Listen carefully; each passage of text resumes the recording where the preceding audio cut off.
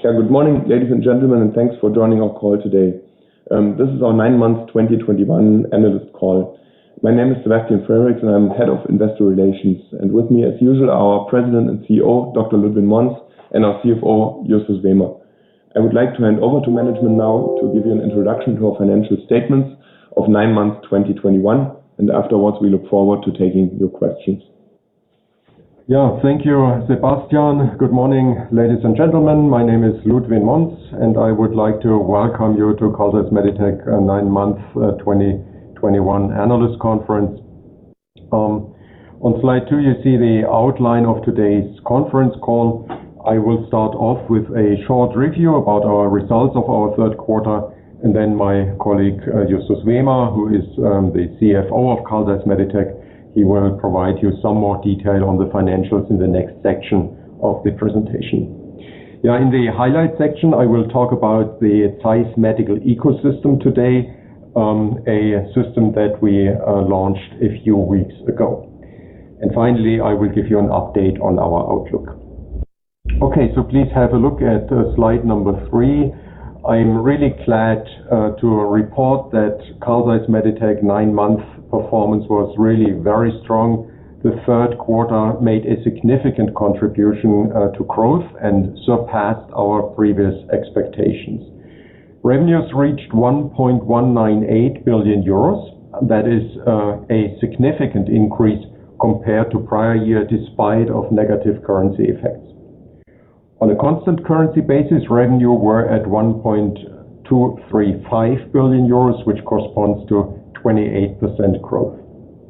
As you will see later, the APAC region performed extremely well, but also EMEA and Americas achieved some growth. In terms of our SBUs, both microsurgery and OPT, ophthalmology, increased significantly. However, growth was stronger from OPT. Justus will discuss the contributors more in detail in just a minute. Before we go there, let me say that the EBIT margin increased to 23.6% versus 11.6% in prior year. Clearly, the comparison base of last year is very low. Nevertheless, the margin is very high due to the sales performance, due to positive mix effects, both in terms of products and regions, and in particular, due to a still pretty low expense level. Our net income reached 183 million euros, which corresponds to earnings per share of 2.04 euros. Last year we were at 0.77. Overall, the development is positive despite of the impact of the still ongoing COVID-19 pandemic. Having said that, I would like to hand over to Justus, who will provide you more background and will discuss the figures more in depth. Justus. Yeah, thank you, Ludwin, and warm welcome here from myself from Jena. I'm now going to give you a more detailed overview of our financials, starting with the performance of our strategic business unit, Ophthalmic Devices. Revenue came in for OPT with 923 million euro compared to prior year. This represents a reported increase of plus 30.2% and at constant currency plus 33.9%. Growth continued to be driven by our consumable business, but also device sales recovered increasingly throughout Q3. Especially in our refractive business, we see continued strong growth, but we are also quite happy with the surgical ophthalmology and diagnostics performance. SBO OPT EBIT margin increased significantly compared to last year due to the revenue and cost trends, as Ludwin mentioned. OPEX, especially in discretionary expenses such as sales and marketing, remain on a level well below our expectations for this time of the year. Yeah, let's talk about microsurgery. Microsurgery delivered solid performance given the actual circumstances, with revenue of 275 million euro. In previous year that was 259. Business overall significantly improved in Q3. The revenue increase of around 6.2% and at constant currency 10.4% is a return to solid growth after several slower quarters due to the corona situation. EBIT margin is down versus last year's figure. This is mainly due to foreign exchange headwinds. As you know, the US market is very meaningful for our microsurgical business, and an increase in R&D spend that also contributed to higher expenses.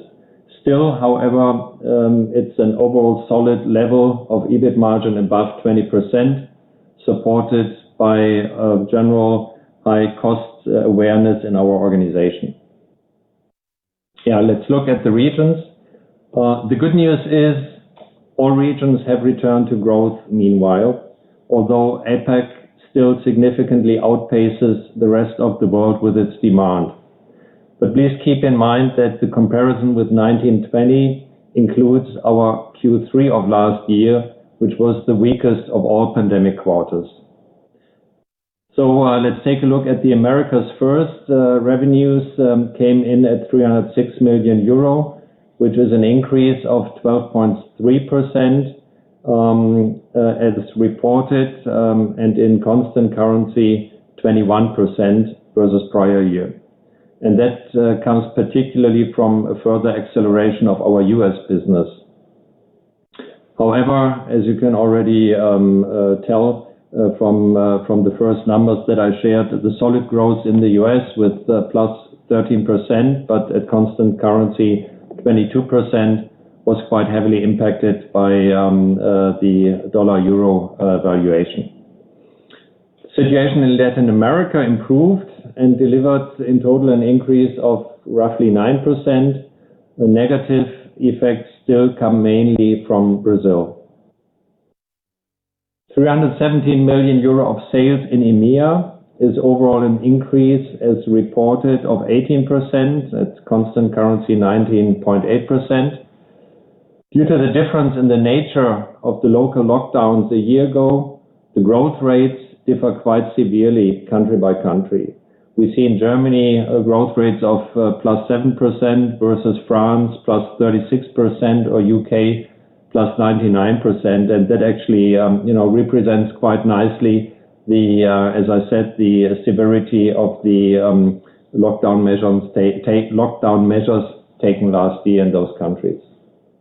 Yeah, finally, APAC revenues came in at 575 million euro, which is an increase of 34.7% versus prior year, and at constant currency 36.7%.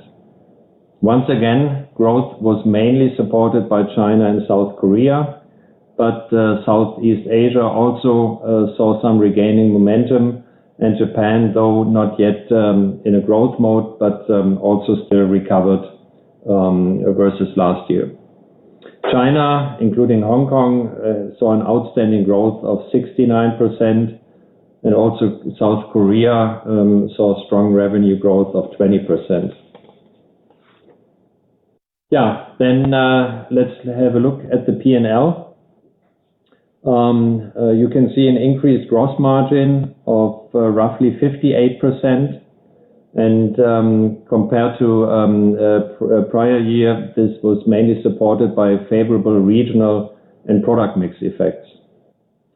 The OPEX reduction in total is mainly driven by our continued lower sales and marketing expenses, mainly still due to the corona restrictions affecting travel, entertainment, advertising, and trade shows.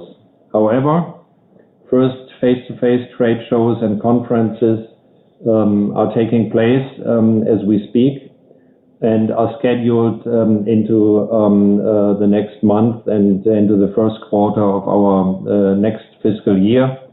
So we should see some visible impacts in increasing expenses going forward. R&D increased in absolute terms. We maintain to have a strong focus on our digitalization and cataract workflow innovation projects. You will hear more about it later. But overall, good operating leverage helped to bring down the R&D ratio by a couple of percentage points from the high levels of last year. And finally, EBIT with 283 million euro was well above prior year at 112 million euro, yielding a year-to-date margin of 23.6%. On the next slide, a quick view at the adjusted EBIT margin, which reached 23.9%.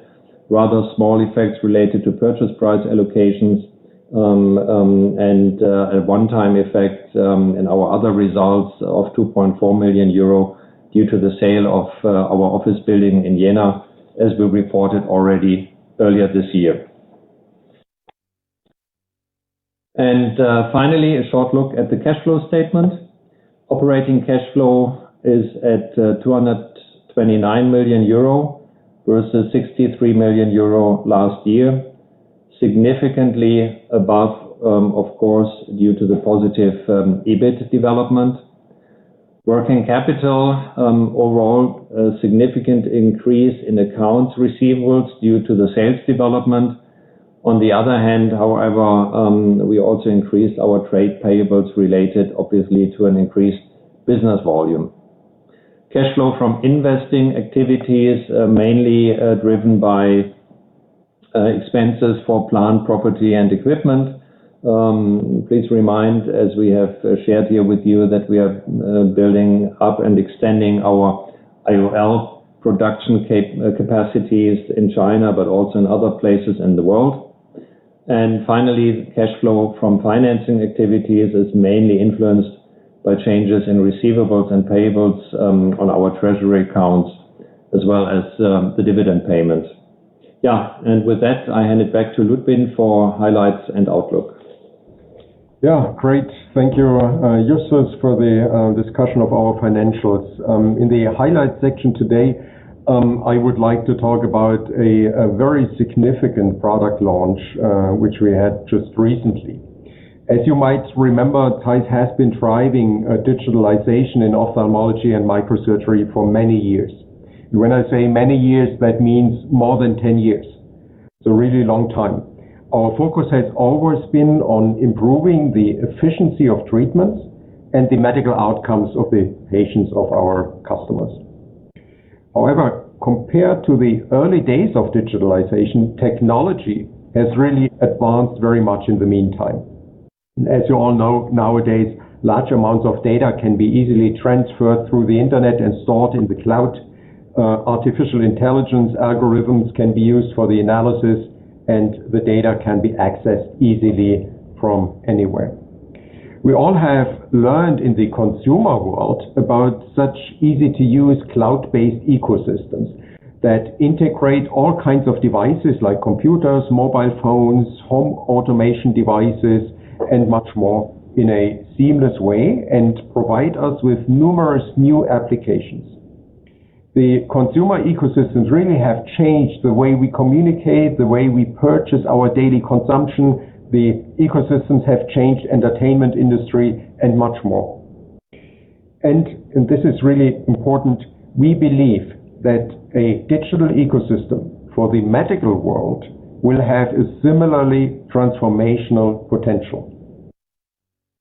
Zeiss has been working on a Zeiss medical ecosystem for quite a while, and we are glad that we could start the rollout of our ecosystem just a few weeks ago.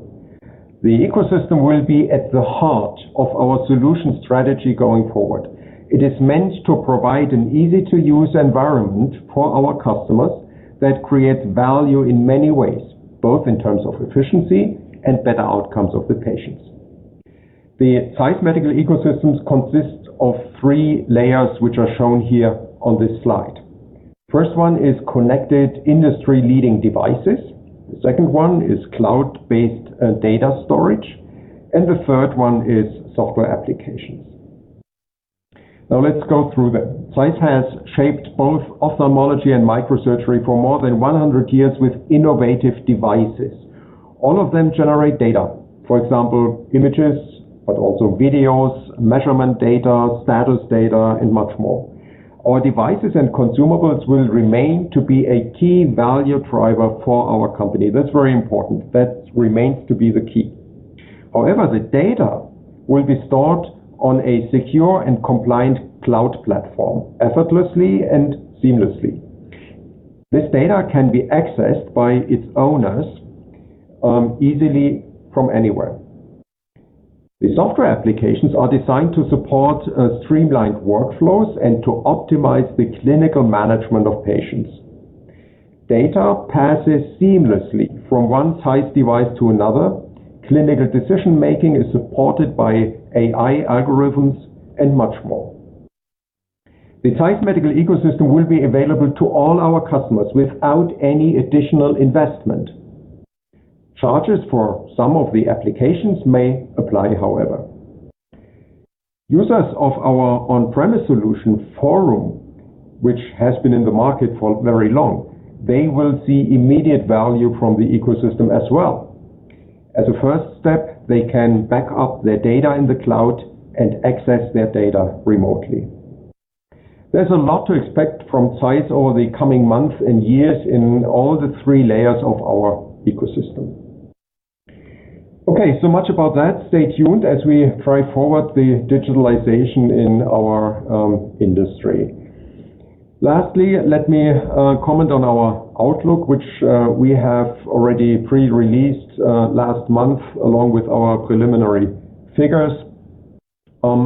First, on the trends, our industry continues to benefit from highly favorable long-term growth trends, as you know. These trends are the aging of the population and growing wealth in large parts of the world, rising access to healthcare in the rapidly developing economies, and the increase of access to information. These trends lead to a growing number of patients and thus to a higher load to the healthcare systems and higher demand for healthcare. As the economic effect of the COVID-19 pandemic are beginning to wear off, we are seeing by and large a return to these growth patterns. In most countries, surgical procedures have come back to the pre-pandemic level rather quickly. However, the equipment business has improved but needs some more time to recover fully. By now, we are seeing growth against 2020 and 2019, both in surgical procedures as well as in the equipment. The COVID-19 pandemic has accelerated digitalization in healthcare, and therefore we strongly feel that the Zeiss medical ecosystem is coming just at the right time, and we will extend our lead in digital solutions for our customers. Regarding the financial targets for fiscal year 2021, we are now expecting to exceed 1.6 billion euros in revenue and should significantly exceed our previous target of an approximate 20% EBIT margin. Keep in mind, however, margins are benefiting substantially from artificially low sales and marketing expenses, as we discussed before. As you will have noticed, our midterm profitability target has not yet been addressed here. We will update our midterm target in due time as we move out of the pandemic and get a better sense for the future level of our operating expenses and for the level of recurring revenues going forward. Ladies and gentlemen, with that, we have come to the end of our prepared remarks and we are now looking forward to your questions. I hand back to the moderator to explain the procedure. Thank you. We will now begin our question and answer session. If you have a question for our speakers, please dial 01 on your telephone keypad now to enter the queue. Once your name has been announced, you can ask a question. If you find your question is answered before it is your turn to speak, you can dial 02 to cancel your question. If you're using speaker equipment today, please lift the handset before making your selection. One moment, please, for the first question. And the first question is coming in from Patrick Wood at Bank of America. Please go ahead. Perfect. Thank you very much. I have two questions, please. The first one, thank you for some more details on the digitization and the Zeiss medical ecosystem. I'm just curious, you mentioned that it's essentially a freely distributed platform to people initially, but there's some kind of potential revenue generation from incremental offerings within that platform. I'm just curious, could you give us a little bit more detail on how you're going to generate revenues on the software side with this, or is this more about driving hardware? So that's the first question. Second question is really around China.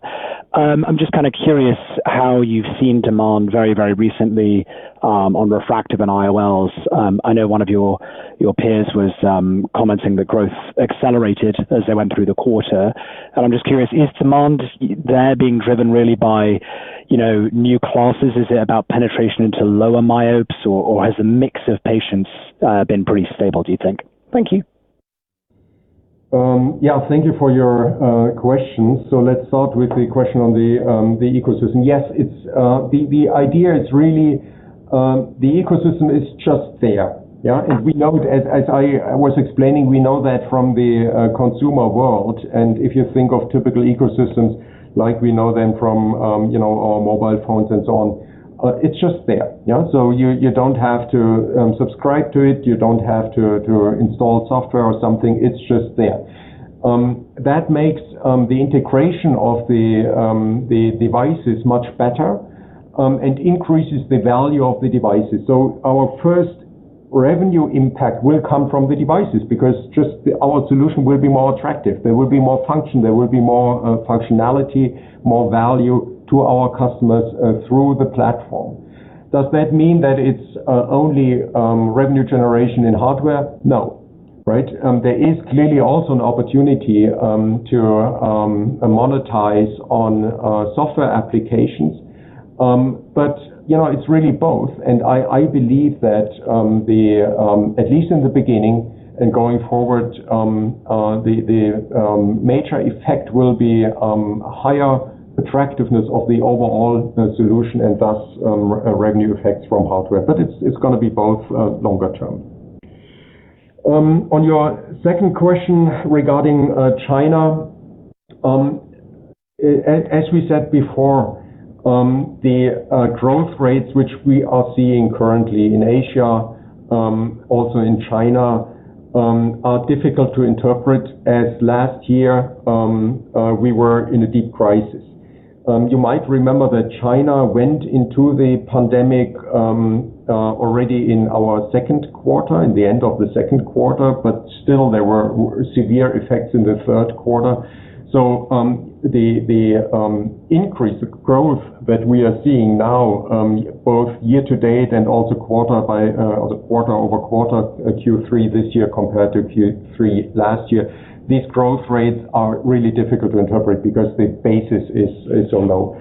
Nevertheless, there is growth in China, and we believe that has to do with growing demand. So it's just more patients treated, and I don't believe that there's a major shift in the mix. Yeah. If you compare our company with other companies, the product mix is probably different because our offerings are different.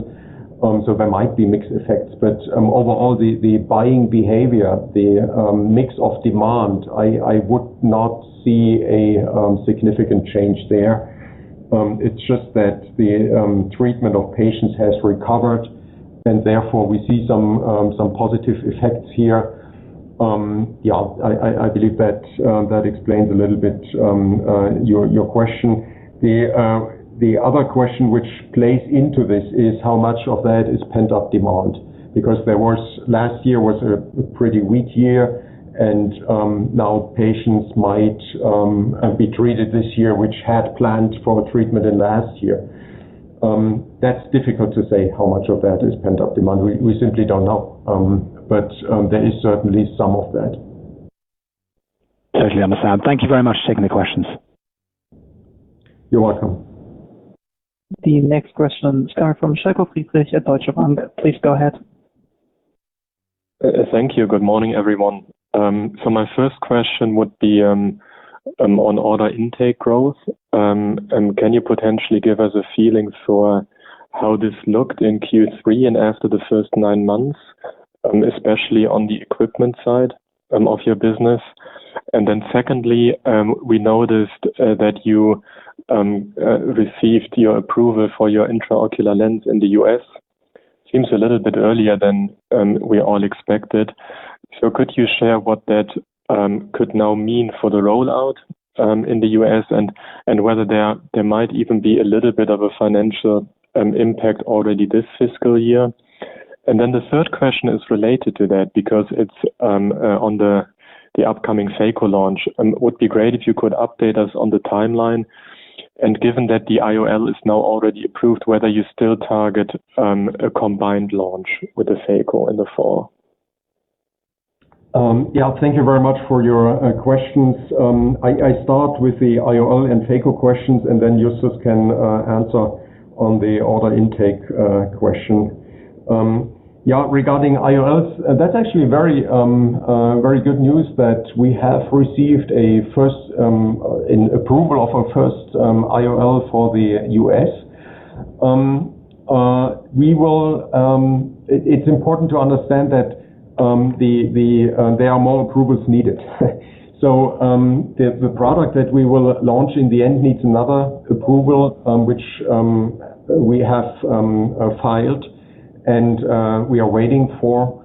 We are a little bit earlier than we had expected. That's true. Nevertheless, we need that second approval, which we expect to come in later this year. And then we can start the launch. The second approval is related to the injector, the IOL injector, and so that we have a really highly attractive product then for the US.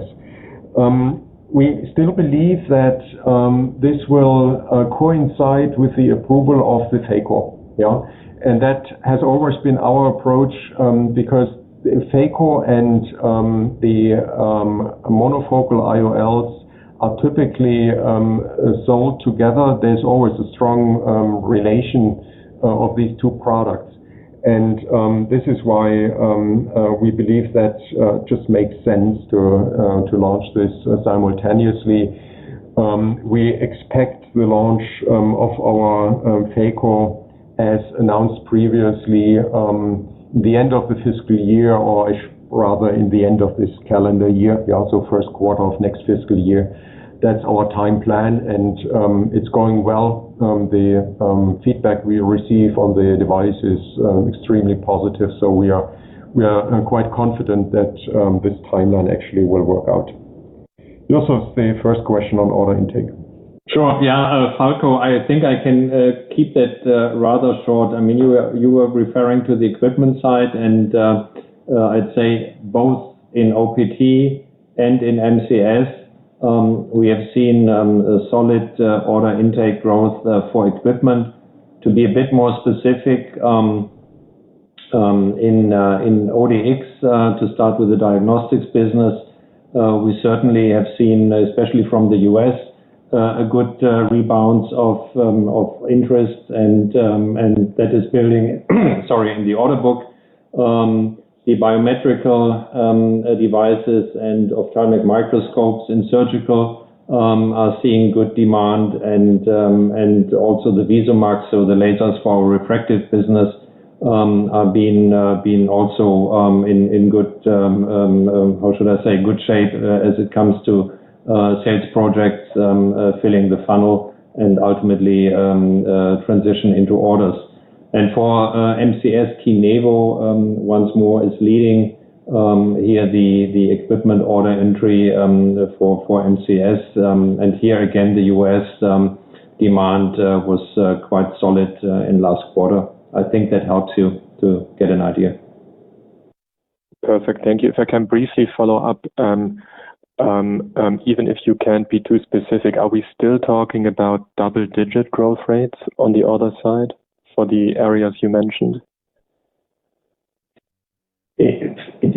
Well, again, let's remember to what we compare. Last year Q3 was the trough of our sales dip, so to speak.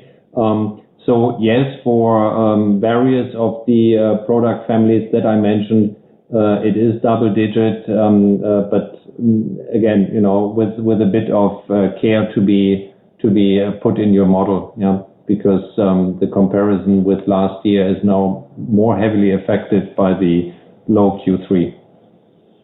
Understood. Okay, thank you. The next question is coming from Markus Kohler at Stifel Europe. Please go ahead.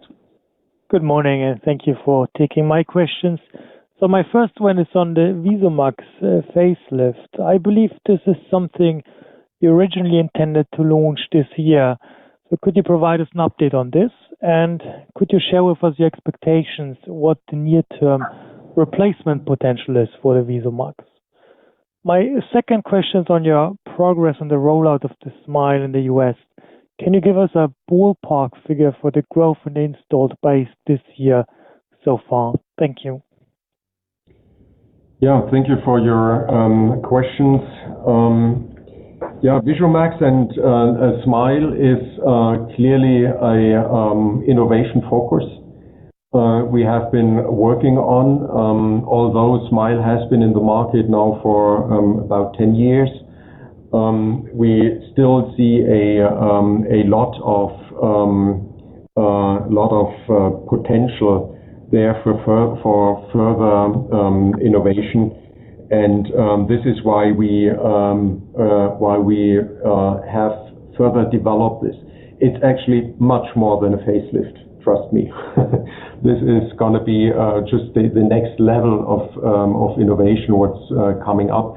However, first of all, that development, which has been going on clearly for quite a while, has been impacted by the pandemic, as access to clinics is just restricted, and the clinical testing of such a device is of essence, clearly, and that has caused some delays during the pandemic. The launch will, of course, depend on the approval country by country, and so we expect to receive the CE mark first, and then we will probably get approvals in Asian countries, and finally in the US. That's a process that will, to really get the approvals for country by country until we are completed, that will take several years. Just to manage the expectation here. This is not going to be a fast rollout. It just cannot be because of the approvals. That's a high risk class device, and this is why it takes so long. So that's definitely the timeline. Regarding the replacement potential, of course, there is some replacement potential. We have customers who always want to provide the latest technology, the highest performance to their customers. We cannot estimate how the percentage of customers who will exchange their device, but we believe that the next level of the technology will certainly strengthen the position of the Smile procedure in the market. So I believe that's the leading effect. So it's not so much the sale of the device, but rather that the Smile procedure will be even more accepted. Smile in the US is developing really well. I have to say that. I've always warned here, and will do that once again in this group. That is not going to be a fast expansion, because the refractive surgeons in the US, they all have their equipment, and it just takes a long time to eat into the market and exchange the existing devices, because it just, if a refractive surgeon has just invested 1, 2, 3 years ago, he or she will not replace by now. It's just a relatively slow process. The installed base is higher than 100 in the meantime in the US. So we trust that this will continue, and we see a really nice increase despite of the pandemic here in terms of installed base and usage of the devices. So that's going well. Great. Thank you. You're welcome. The next question is coming from Sezgi Osanaj at HSBC. Please go ahead. Good morning. Thanks for the presentation. I actually have two questions, please. I couldn't help but notice that the pre-release of the results, the statement that came with the pre-release in mid-July, didn't include the statement that EBIT margins are expected to remain sustainably above 18% in the medium run. So is there an update for that? How should we think about margin projection going forward? And my second question relates to the newly launched ecosystem. In which parts of the world was this launched, and which parts are next, and what kind of a hit ratio, or like how many customers do you expect to be on the ecosystem, say like within 1 year or like 2 year, or whichever targets you might have? Thanks a lot. Yeah, thank you for your questions. Regarding the midterm target, I was referring to that actually in the presentation. Sorry if that didn't come across. We have not updated our midterm target because we need to understand what product mix to expect longer term. As we were explaining, the product mixes have shifted country by country, and it has not come to a steady state. But that is absolutely essential when we forecast our midterm EBIT margin. So we need to we need to wait until we have a better understanding of that product mix. And the other unknown, which we also need to get a better understanding of, is cost levels. As we were explaining, our sales and marketing cost is currently significantly below the prior COVID level. And as you know, the trade shows and other marketing activities will more and more normalize going forward, that expense will increase. And again, we do not know yet what level that exactly will be, and this is why we, for the time being, have not updated our midterm profitability target. But as soon as we have a better understanding about these factors which impact the profitability midterm, we will actually release that. Regarding the ecosystem, it will be in general a global launch. There are certain countries which will probably need country-specific adaptations. If you think of China, for example, so focus in the beginning clearly on the EMEA region, Americas region, and some Asian countries, but not all the countries because of these differences. The digital world in China is very different from the rest of the world, so that needs a special focus. Yeah, how many customers? Well, you know, I can't give you a number, but it's very obvious as this ecosystem, as I was explaining, will just be there. It's nothing that customers need to acquire or that customers need to install. With every sale that we do in the future, you know, the number of people on the system will increase. So that's a little bit the logic. What will be a key measure is clearly the utilization. So how do customers really use this? And that will depend on the applications that we launch, because the applications generate the benefit to the customers, what they actually do with the ecosystem. And the number of applications will increase over time. As I was explaining, there's numerous ideas that we have and many things in the pipeline. and they will only be released step by step, and that will steer the ramp up in the end. So please understand that I cannot provide numbers here. I hope that Understood. Thanks a lot. Just as a small follow-up, when the applications come, they will presumably be on a monthly fee or a similar fee structure, right? As I was explaining, partly yes, partly no. It depends on the application, and some applications we will charge for, others we won't.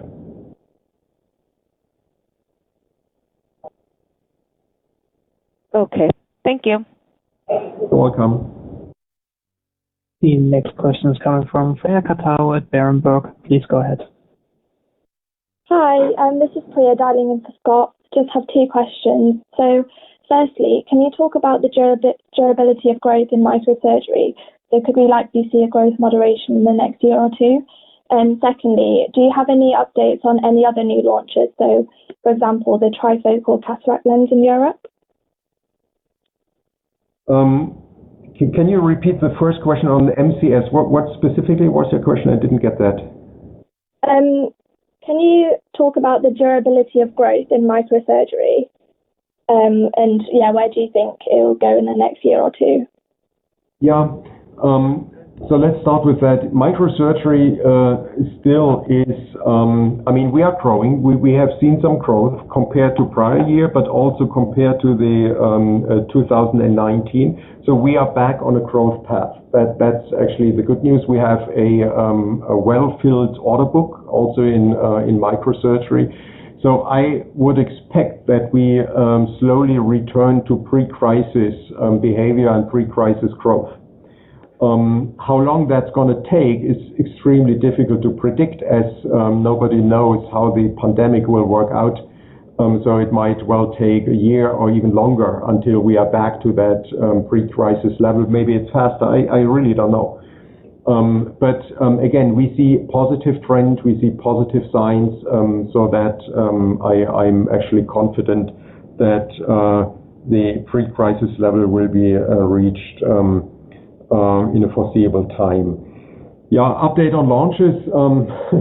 As always, I cannot make announcements here for product launches, and will not. We were talking before about the ecosystem. There is a lot to expect on the ecosystem side, applications that come in that context. That's going to be a very exciting field because that's really a first to the market, and the feedback we have received in this field is extremely positive. Now, the other launches that we already talked about before are to be expected in surgical ophthalmology. So, in particular, in the IOL field, phaco field, particularly in the US, but also globally. Yeah, I believe that is what's been announced so far. So, beyond that, well-filled pipeline, but I cannot comment, unfortunately. Okay, thank you.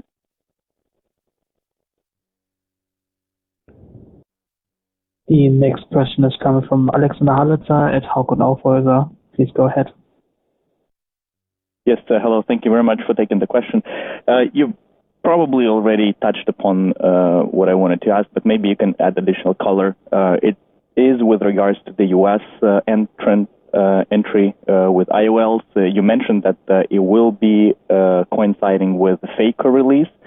I was just wondering, is this already enough is it just putting you on the sort of equal footing with your competitors in this market, or does it bring sort of additional features or edge that it would sort of put you above them? And then in this context, maybe also if you can discuss potentially if you can give a rough indication of the timeline with the IanTECH technology, and what's the potential there to really elevate you above your competitors when it comes to cataract treatment? You cannot imagine how happy I would be to share that information with you because it's so exciting, but I cannot and will not because that's highly sensitive. And our competitors would give you a lot of money for that information. So please understand that I will not comment on features and on the competitive level. I promise you, you will be surprised. Fair enough. Thank you very much. Maybe just another one. I guess you also briefly already answered that. It has to, with regards to your ecosystem and the software features that could be potentially monetized.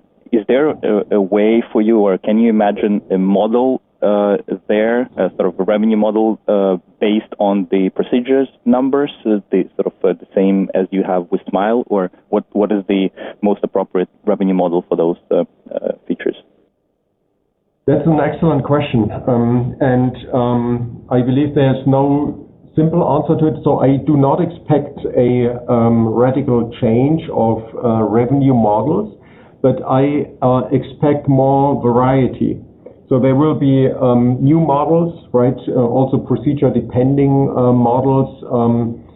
So we can find out what makes sense to our customers, what makes sense to us, and it will be a mix in the beginning, and potentially new revenue models will be established over time. So we will see, and clearly the ecosystem will allow us to do this, and that's going to be interesting how this will be developed. But again, that's difficult to predict. Thank you. Excellent. Thank you very much. You're welcome. As a reminder, if you have a question for our speakers, please press 01 now to enter the queue.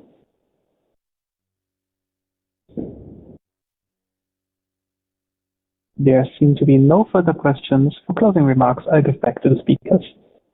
Yeah, thank you very much, dear ladies and gentlemen. I really appreciate your questions and your interest in Zeiss Meditec. We are now into our final quarter of this fiscal year, so I'm looking forward to reporting next time the full year results. As you could see from our remarks, we're really quite optimistic, although the COVID-19 pandemic is still going on and there's still some uncertainty, but look at the trend, it's really a positive one. So I wish you a good time. Some of you still have some summer vacation ahead of them, so have a good time, and talk to you back probably in the end of this calendar year. Thank you very much.